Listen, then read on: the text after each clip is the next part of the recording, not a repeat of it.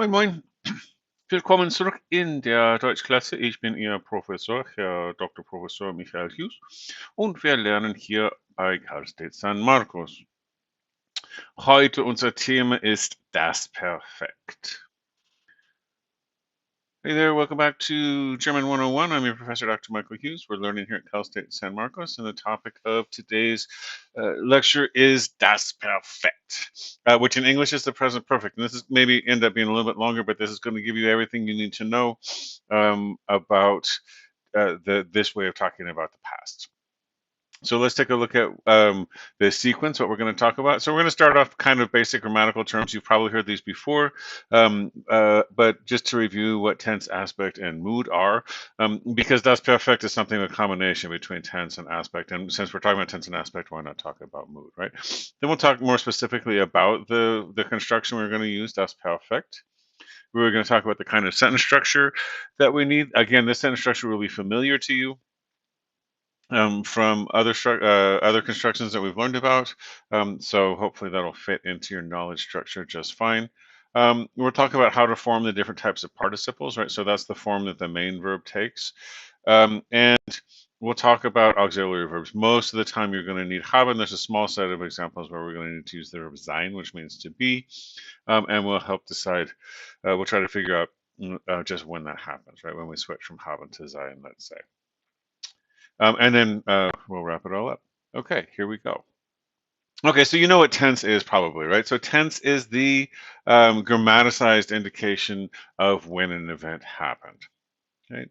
So the present overlaps with the time of speaking. The future comes after the time of speaking. The past before the time of speaking, right? This isn't groundbreaking. And grammaticized here means that you understand the time reference based on the affixes, for instance. So for instance, the ED here, he played, she danced, or sometimes stem changes, right? So the sing, sang, sing, sang, sang. So we sing today, yesterday we sang, we eat today, they ate yesterday. Or then potentially the combination of, excuse me, the main verb, in this case, survive, run, and fail, with other verbs, which are auxiliary verbs, right? So here we have an example of a modal auxiliary. So may, might, can, could, shall, should. We've talked about those. We will survive. That combination of things gets us the future. Here's our auxiliary verb to be with the ing form. That gives us the present continuous, or the and again, the combination of things. And then this is an example of the present perfect, right, which has have in the present tense plus the past participle. In this case, we have failed. So tense isn't the only way you can talk about time, right? You can use the lexicon, you can use words to talk about time. So tense isn't necessarily a property of a language that has to be there, but nearly all languages have a couple of tenses at least. English basically has two. It has past time and non-past, but that doesn't really restrict our ability to talk about things, right? So tense isn't strictly speaking necessary, though super common. There are languages, a lot of people argue, for instance, that the Mayan languages don't have tense. They just have aspect and lexical reference, right? And so here's just some, since we're here and we're learning German, here's some some time reference words that you could learn in German, right? So gestern, vorgestern, right? Before yesterday, the day before yesterday. Heute, morgen, excuse me, morgen, of course, also means, in addition to meaning tomorrow, it means morning. So morgen would be tomorrow morning. Übermorgen is the day after tomorrow, or in older English, overmorrow. Jetzt. It's a weird spelling right there. Jetzt. Gerade. Make your R's. Gerade. It means just now. Ich habe das gerade gemacht. I just finished, right? I just made that. Ich habe das gerade gemacht. Gerade also means straight in a different context. Bald means soon. Kahlkopfig means bald in English, right? So bald is a false friend. Ungleich. Ich mache das gleich. I'll do that soon. Ich mache das gleich. And then gleich also in mathematics means equal, or das ist mir gleich. It's all the same to me, right? So equal, same, but in reference to time, it means soon. Sofort! Demnächst. Right, and you can see next right here, right, is cognate with the English word next, next. immer, immer, häufig, häufig, häufig. And this is sort of like a soft CH sound, right? Häufig, when the G is at the end of the word. Oft, oft, täglich, täglich, right? And you can see the word Tag in there. And you can imagine, right? Monat, monatlich, Jahr, right? For year, jahrlich, and so on and so forth. Ab und zu, from time to time, right? Now and again. Manchmal, manchmal. Right, so those are all lexical time references, right? This is sort of a tangent, but you know, we might as well get some vocabulary in there while we're here. Okay, so we talked about tense. There's this other category called aspect. And so tense tells you when something happens, right? Earlier, later, or concurrent with the time of speaking. An aspect is how it happens. So let's take a look at three sentences that are fairly similar, all in the present tense. So he walks his dog, right? All these are present.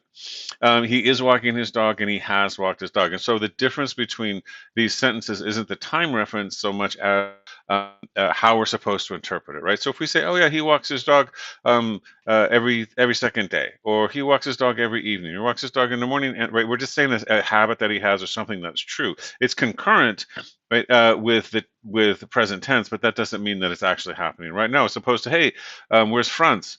No, Franz is out walking his dog, right? And that suggests, this construction suggests, even though it's present tense, that it's happening right at this very moment, right? And if I say he has walked his dog, this is a weird one, right? Because the auxiliary verb here is in the present, and the participle, right, indicates past. So it's one of those forms that's kind of linked to the past and to the present. So if I say, you know, did the dog ever get walked? Yeah, Francis walked the dog, right? He just got back, or right. We're talking about, in some sense, we're talking about the present state of the dog having been walked, as opposed to just a plain old past tense. He walked his dog, or he walked the dog yesterday, or something like that. Okay, so that's aspect, right? Tense tells us when it happened. Aspect, is it in progress? Is it you know, or has it already happened? Is it that? Well, sorry, not has it already happened. Is it in progress? Is it something that spans over lots of time, or is it something that just recently was completed? Let's say. And then finally, we have mood, right? So if tense is when, aspect is how, mood is why did it happen. And this has to do with different concepts, right? Obligation, permission, and duty, probability, possibility, and knowledge. And then in English, we use, and German, we use modal verbs typically to express these ideas, right? So the modal verbs may, might, can, could, shall, should, will, would, that sort of thing, has to, must. And you've seen them before, right? Dürfen, können, sollen, wollen, müssen, mögen, right? The German modal verbs as well. Other languages like Spanish will use the subjunctive, right? So es es importante que él venga, right? And that last verb, venir, comes in its special form to indicate that there's possibility, probability, something like that going on. And lots of our modal verbs can be used in both senses, so we can see how that works, right? So think about, your teacher in grade school, right? Always used to, can I go to the bathroom? Well, can you or may you? So right, that's his may in the sense of permission. Yes, you may be excused. He may play well, right? He strained his ankle last week, so I don't know, but he may play well, right? And that's talking about possibility. And you can see it's the same verb, but different meanings. He must play today, right? And must, in English we don't use must as American English anyway. We don't use must. Instead, we tend to use have to for this sense. But where's Franz? Well, he must be walking the dog, right? And so this is a logical conclusion, right? Talking about probability or possibility. Here's another one. You should walk your dog, right? And that is a moral duty that you have. If someone says that, right, it's a weak obligation, let's say, as opposed to must, which would be a strong obligation. But you can also use it to say something like, I would talk about possibility or probably, we should have nice weather soon. I mean, we live in San Diego, right? So we always do almost. Maybe we should say we should have some rain soon. In any case, now you know what mood is. Now we're not going to talk about that anymore. So let's go back to talking about das Perfekt. And so this is the particular verb form. And in German, but in English we have two forms, right? We have I walked and I have walked. German has those two forms, but they're essentially equal, right? So in German, the present perfect, right, the one with have plus a past participle, I've arrived, is it works just like the English past tense, right? So you, for instance, you couldn't say in English, "I've arrived at 8 o'clock." That doesn't really make sense, right? You have to say, "I arrived at 8 o'clock." In German, you can totally say, "Ich bin 8 angekommen." Right, that I arrived at 8 o'clock, right? So that suggests that it doesn't mean the same thing as the English present perfect. Instead, it functions like a basic simple past tense, right? I came, I saw, I conquered. Weenie, weenie, wiki. So here's some examples. Ich habe gestern Schach gespielt. Ich habe gestern Schach gespielt. Right, here's our auxiliary, here's our verb. I played chess yesterday. Schach is chess. Ich habe mein Bett gemacht. Ich habe mein Bett gemacht. Right, I made my bed. Right, it's not I have made my bed or I have played. Right, again, you couldn't say I have played chess yesterday. It wouldn't sound like a native speaker of American English in any case, right? And German is perfectly fine because we can pinpoint the time. Okay, good. Ich habe Mathematik gelernt. Ich habe Mathematik gelernt. Ich habe Servus gesagt. Ich habe Servus gesagt. Ich habe vorgestern gearbeitet. Ich habe vorgestern gearbeitet. Okay, so, and you can see there's some weird goofiness going on with the grammar, right? So let's talk about that more specifically, what's happening. So we've talked about already in German this thing called V2 or verb second, right? That whatever else happens, whatever the second spot in the sentence is, the second structural spot in the sentence is, that's where the verb's supposed to go.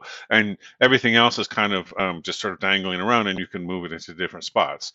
But the verb's got to go in the second spot if you have one verb. Well, what happens if you have two verbs? Well, you're still going to get your auxiliary verb in the second spot, but the main verb in the participial form in this case, right, just like with modal verbs, goes all the way to the back of the sentence. So I'm going to give you let me give you a number of examples here. The same sentence, we'll just keep adding words and see what happens to the verb. Ich habe Fußball gespielt. You know what that means, right? Ich habe Fußball gespielt. I played European football or soccer. Right? Ich habe Fußball gespielt. Ich habe gestern Fußball gespielt. I played soccer yesterday. Ich habe gestern mit meinen Freunden Fußball gespielt. Right? I played soccer yesterday with my friends. Ich habe gestern mit meinen Freunden im Park Fußball gespielt. I played football with my friends in the park yesterday. Right? And so we see it doesn't matter, right? The sentence keeps getting longer. We have our auxiliary verb is in the second spot every single time. And the main verb in the participial form is in the final position, right? There's nothing between that and the period at the end of the sentence. Okay, so we've also seen, right, that we've got this particular form, right? This is the verb for the verb spielen, and ich habe gespielt. Is it going to be that way for every verb? Well, no, you know, it's German, of course not. But most of the verbs that you're going to run across are what are called weak verbs. Right, and that doesn't have anything to do with pronunciation. That just means that it follows the standard pattern. Probably the Grimm brothers came up with that terminology. I'm not sure where it comes from. It doesn't matter. That's what they're called. It's not going to be in the test. But the fundamental pattern, right, for the majority of verbs in Spanish is going to be you would take the verb stem, right, which is the infinitive minus en, so schlafen, take off the en, schlaf, and you have what's called a circumfix, right? So circum, as in circumnavigate, circumscribe, right, to means to go around. So you have these two parts, right, a g and a t at the end. So here are a bunch of examples from verbs that you should know, right? So machen, to make or do, gemacht, ich habe das gemacht. Fragen, to ask. Ich habe gefragt. Kaufen, to buy. Ich habe gekauft. Right, and you can see, right, here's our infinitive form. We take off the en, that's our verb stem, and we always jam it in between the ge and the t. Hören, ich habe Musik gehört. Wohnen, ich habe in San Francisco gewohnt. Sagen, ich habe die Wahrheit gesagt, right? So, hören is to listen. Ich habe Musik gehört. I listen to music. Wohnen, to live or to reside, probably better. Ich habe in San Francisco gewohnt. I lived in San Francisco. Sagen is to say. Ich habe die Wahrheit gesagt. I told the truth, or I said the truth. Leben, gelebt. Lieben, geliebt. Lachen, gelacht. Oh, those came in the wrong order, right? That was supposed to be live, love, laugh, but whatever. Right, but again, leben, lachen, lieben, guten, lieben, glauben, glauben. And you can see the verb stem smashed in between the G and the T. Kochen, gekocht. Ich habe Pizza gekocht, right? I cooked up some pizza. Warten, gewartet. I waited. und antworten. Ich habe geantwortet. Right, and notice, remember, we can't have two T's in a row if it's a suffix, so we get that little epenthetic in there, right? So we get it if it ends in a D or a T. Okay, like I said, wouldn't it be beautiful if all of the verbs in German were just like this, and we could merrily march along and create them? Like I said, most of them are, right? So you can't go wrong by following this pattern. And if you get it wrong, the German speaker that you're talking to will probably figure it out. But there's another class of verbs that have different patterns, and sometimes instead of the T, you just get en, right? So to drive or to travel, fahren, ich bin gefahren. Ich bin nach Berlin gefahren. Lesen, gelesen. Ich habe ein Buch gelesen, right? Not gelesen. Geben is to give. Ich habe ihm das Buch gegeben. I gave him the book. Kommen is to arrive or to come. Ich bin gekommen, right? And so we get an E and not gekommt. This one's a little bit weird. Gegessen, but you can't have ge and essen, right? You want to be geessen, right? So you end up with a gegessen. Laufen, to run or to walk. Laufen, gelaufen. Sometimes also means to function like a machine. Okay, and then some of them will have changes in the stem, just like English, right? So go, well, yeah, go, gone, something like that. Drink, drank. No, drunk, I guess. Anyway, finden, gefunden, right? To find, found. Well, there's an example right there. Find, found, right? Helfen is to help. Helfen, geholfen. Ich habe ihm geholfen. Gewinnen is to win. Wir haben das Spiel gewonnen, right? We won the game. Fliegen, geflogen. It means to fly and flew, not flogged. Schwimmen, geschwommen. To swim, right? Brechen, gebrochen, break and broke or broken. And sprechen, gesprochen, right? Wir haben alle Deutsch gesprochen, wir haben alle Englisch gesprochen oder was auch immer, Französisch, Deutsch, Chinesisch, Norwegisch. Okay, right. So again, most of the participles are weak with ge plus t. When they're different, you're just going to have to learn them. Again, do try to learn them, but don't freak out. Don't not speak right because you're afraid of getting it wrong. Because most native speakers will be able to figure out what you're talking about if you just do the wrong pattern, just like you would in English, right? I mean, it sounds a little bit funny, but you still understand what people are talking about, right? If someone said, I've ate instead of I've eat, you would still figure out what that meant, right? It wouldn't be a big deal.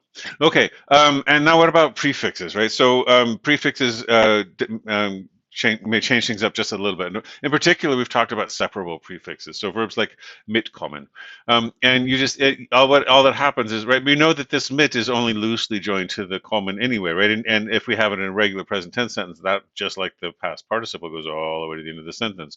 So du kommst morgen mit, nicht? Right? You're coming tomorrow with, right? Something like that. I guess you can kind of get that in some Midwest dialects of English. Anyway, the g goes in between the prefix and the stem. Einkaufen. Wir haben eingekauft.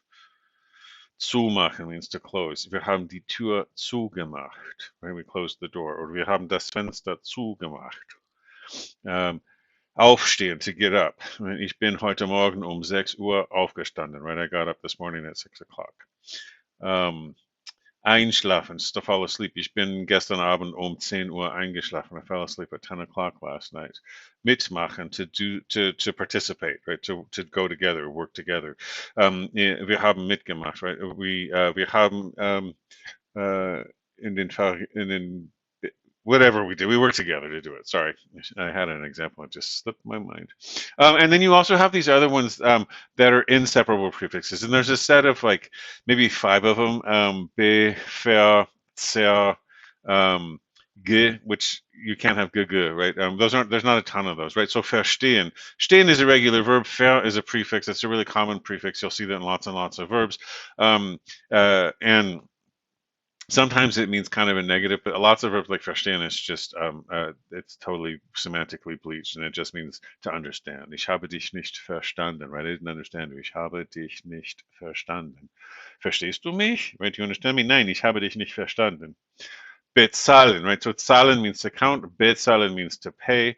It's an inseparable prefix verb. So hast du schon bezahlt? Have you already paid? Hast du schon bezahlt? Fair is another one, right? We saw verstehen. This is vergessen. Not sure. There's no actually a verb gessen. This is probably, this form probably is fallen out of the language, but it means to forget. Hast du mich vergessen? Did you forget about me? Right? Besuchen. So again, like bezahlen. Suchen usually means to search or look for something. Besuchen means to visit somebody. Wir haben meine Oma besucht, right? We visited my grandma. Bekommen means to get, right? So clearly, right, this doesn't mean, it's weird to think of bekommen meaning to get because come doesn't mean anything like get in English, but historically that's what it meant. Right, so bekommen means to get. Hast du das Geld bekommen? Did you get the money?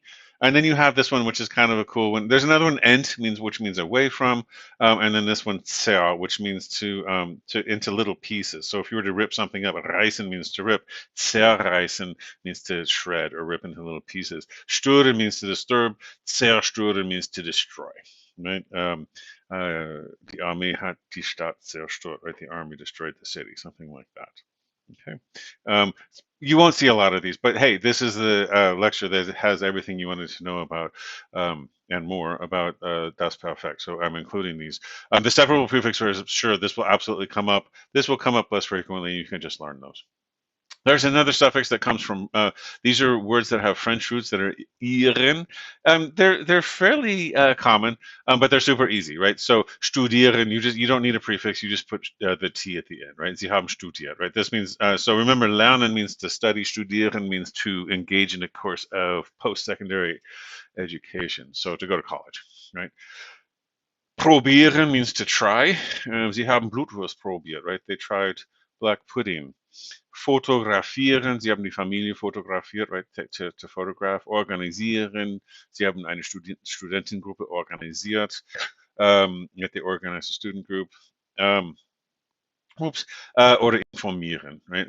Hat den Professor über seine Situation informiert, right? He told the professor about a situation. Okay. But again, these are the ones you're going to need. Right? And more than anything else, and passieren, that should have been here. Passieren is another one. Was passiert is to happen, right? So was ist passiert is what happened. Maybe that shows up again later. Okay, now auxiliary verbs. As you've seen, haben is the most common. But you've also, maybe if you're paying close attention, noticed that I didn't always use haben. Sometimes I used ist. So despite the fact that haben is the standard for like 90, let's say 7% of the verbs out there, sein, which means to be, right? So haben is to have, sein is to be, is used with intransitive verbs that meet one of the following, at least one of the following criteria, right? So they're verbs of motion. Again, intransitive. So should we go back and remind ourselves what intransitive means, right? So we have chunks of the sentence, right? So we have the subject and the predicate. The subject is the person or the thing that the sentence is about. So the professor ate a banana.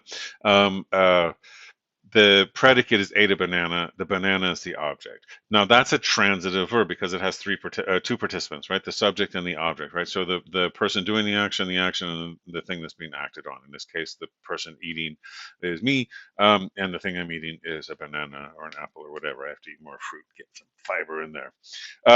An intransitive verb is a verb that has no object, only a subject, right? He flew, he died, he lived, something like that, right?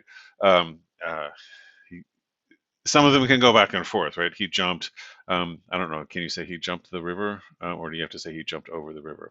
In any case, you get the idea. There's a few of those. So verbs of motion that are intransitive, verbs that express a change of state that are also intransitive, and then the verb sein, which you could argue whether it's transitive or not. It's called a copular verb. In German, both the subject and the object of sein, object in quotes, are the same, are both in nominative, right? So if you knock on the door in English and you say, "Who is it?" and you say, "It's me," which looks like you have a subject and an object, but in old-timey English, you might have said "'tis I," right? And so that's why you get the "I" at the end, because it's some versions of English don't really want to call that a transitive verb. Okay, so let's look at some verbs of motion. So kommen, right? Clearly that's a verb of motion, because you have to come to come into the house, to come towards the house, you have to start somewhere else and be moving towards it. So ist 11 Uhr nach Hause gekommen, right? So he came home at 11. Er ist gekommen, right? There's no object. He didn't. You can't come the train or something like that. It doesn't make any sense, right? Wir sind ins Kino 5:30 gegangen. Probably I should put the time before where we went, but that's okay. Wir sind 5:30 ins Kino gegangen. So to go is sort of the prototypical verb of motion. Fahren, right, means to drive or to travel. Sie ist von San Diego nach Sacramento gefahren.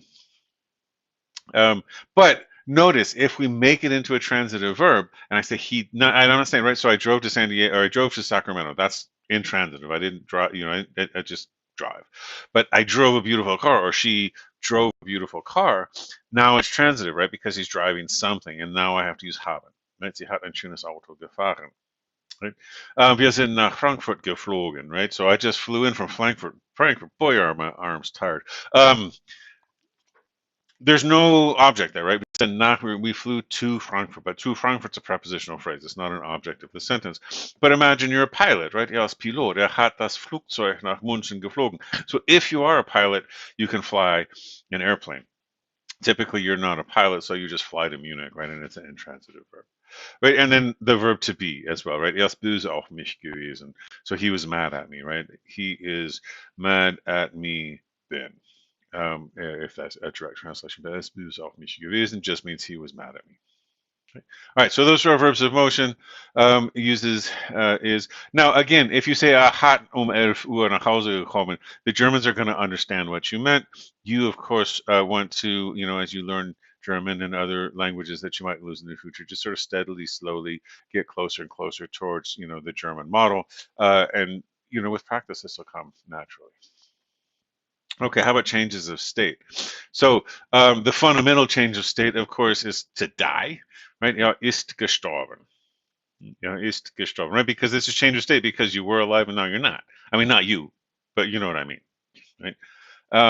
Or also, for instance, einschlafen. Einschlafen means to sleep, right? So remember, separable prefix verb. We got our ge right in the middle of the prefix and the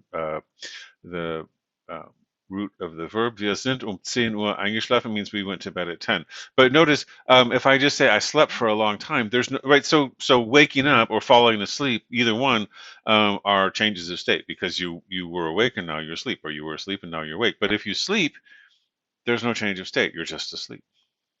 Right? So then you have to use haben. In that case, wir haben lange geschlafen. We slept for a long time. Sie ist Lehrerin geworden. It's a fun word to say. Lehrerin. Right, so a long E right there. That H makes that E long, and then you have two R's in there for rolling.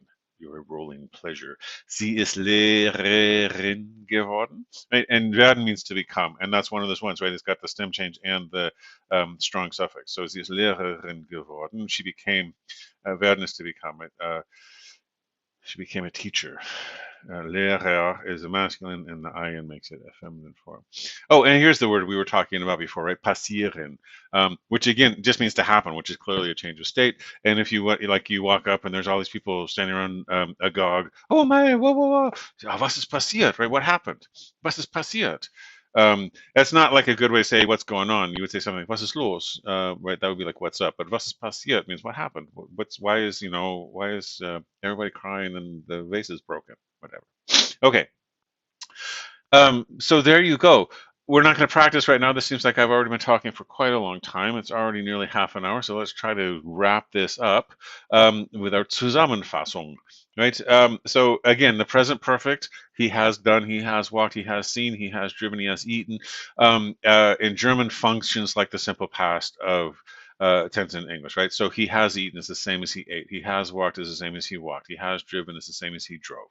Right, in German, right? Obviously not in English. There's two components that we need. We need an auxiliary verb and the past participle, right? We talked about the past participle, usually geverbt, right? Gewohnt, gelebt, geliebt. But sometimes the past participle is gesehen, right? Ends in an N. Sometimes there's a fliegen and the vowel changes, geflogen, something like that.